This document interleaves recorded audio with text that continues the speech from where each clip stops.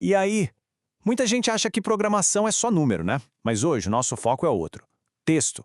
A gente vai desvendar as famosas strings, que são basicamente os blocos de construção para a gente poder trabalhar com palavras e frases. No final, o básico vai estar dominado.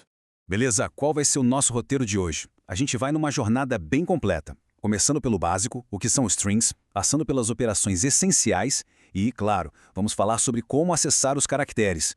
Também vamos ver um erro bem comum para ninguém mais cair nele e, para fechar com chave de ouro, a técnica super poderosa do fatiamento. Então, vamos lá. Então, primeiro passo de todos. O que é, afinal, uma string? Bom, na programação, saber manipular texto é tão fundamental quanto saber fazer contas, e as strings são a nossa ferramenta número 1 para isso. Uma string, ou str, como a gente costuma ver, é, na essência, uma sequência de caracteres. Qualquer texto que a gente possa imaginar, um nome, uma frase, um parágrafo inteiro, para o computador aquilo é uma string. Para criar uma é moleza, é só colocar o texto entre aspas, simples ou duplas. Para a coisa ficar bem clara, vamos usar uma analogia que vai acompanhar a gente. Pensem numa string como se fosse um trem. Cada caractere, seja uma letra, um número ou até um espaço, é um vagão. E o mais importante, eles estão todos em uma ordem bem definida. Guardem essa imagem do trem, porque ela vai ser nossa guia.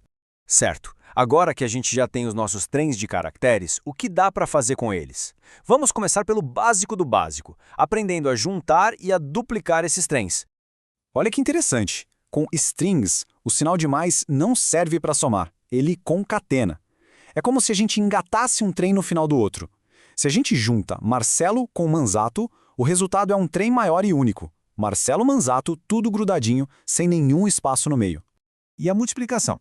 Se a gente multiplica uma string por um número inteiro, tipo 3, é como fazer 3 cópias idênticas do trem Python e conectar todas elas, uma na sequência da outra. Bem simples, né? Agora, uma vez importante, hein? Operações matemáticas como subtração, divisão ou potência simplesmente não fazem sentido com o texto. Tentar usar esses operadores em strings vai dar erro na certa. A regra é clara: o mais junta e o asterisco repete. Beleza, a gente já sabe juntar e copiar trens inteiros. Mas, e se a gente quisesse olhar o que tem dentro de um único vagão? Vamos ver agora como acessar um caractere bem específico dentro de uma string. E aqui vem a regra de ouro da programação quando o assunto é sequência. A contagem sempre, mas sempre mesmo, começa no zero. No nosso trem Python, o P não é o vagão 1, ele é o vagão 0. O Y é o vagão 1. E por aí vai, até o N que está lá na posição 5.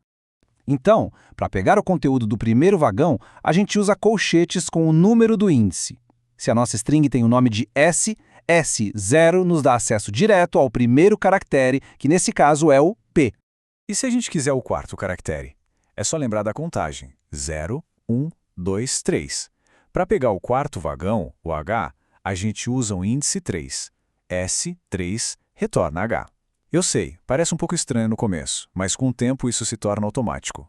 Mas olha só que legal, existe um atalho muito útil. E se a gente quisesse pegar o último caractere sem saber o tamanho total do CREM? Para isso, existe a indexação negativa. O índice -1, sempre vai se referir ao último vagão, o -2 ao penúltimo e assim por diante contando de trás para frente. Isso dá uma flexibilidade enorme. O vagão N, por exemplo, pode ser acessado com S5 ou, de um jeito bem mais prático, com S-1. O mesmo vale para o H, que a gente pode pegar com S3 ou S-3. É só uma questão do que for mais conveniente na hora. Com essa ideia de posições numeradas, surge uma pergunta bem lógica. O que acontece se a gente tentar acessar um vagão que simplesmente não existe? É como se o trem descarrilhasse. Vamos pensar um pouco. O nosso trem Python tem 6 vagões, numerados de 0 a 5. Se a gente pedir para ver o vagão na posição 6, o que será que acontece? Exatamente, dá erro. O programa para e mostra uma mensagem tipo Index Error, String Index Out of Range. Traduzindo do computadorês, isso quer dizer, ei, o índice que foi pedido está fora do alcance da string. É o jeito do computador avisar que aquele vagão não está nos trilhos. Até agora, a gente só pegou um vagão por vez. Mas a mágica de verdade começa agora, com a habilidade de pegar uma seção inteira do trem. Isso se chama fatiamento ou slice. A sintaxe usa 2 pontos. Olha só, S1, 2 pontos, 4. Isso quer dizer o seguinte, comece no índice 1, que é o Y, e avance até o índice 4. Mais atenção para o detalhe mais importante, o índice final, o 4, é o ponto de parada, ele não entra na fatia. Então, na prática, a gente pega os vagões 1, 2 e 3, o que resulta na string YTA. E o fatiamento também tem seus próprios atalhos, que são uma mão na roda. Se a gente omite o primeiro número, como em SCIS3, ele entende que é para começar do início do trem e ir até o índice 3 sem incluir o 3. Se a gente omite o segundo, como em S3 ponto, ele começa no índice 3 e vai até o finzinho do trem. Super útil. Então, recapitulando rapidinho o que a gente viu, aprendemos a construir nossos trens de texto, a uni-los com o sinal de mais e a duplicá-los com o de multiplicação. Vimos como encontrar um vagão específico usando a indexação com colchetes e como pegar uma seção inteira com fatiamento, usando os 2 pontos. Olha, só com essas ferramentas o que dá para fazer já é impressionante. Extrair nomes de frases, formatar mensagens, até inverter palavras. A base de toda manipulação de texto está aqui. Agora, a pergunta que fica é, com todo esse poder de comandar os trens de texto, qual vai ser a primeira criação?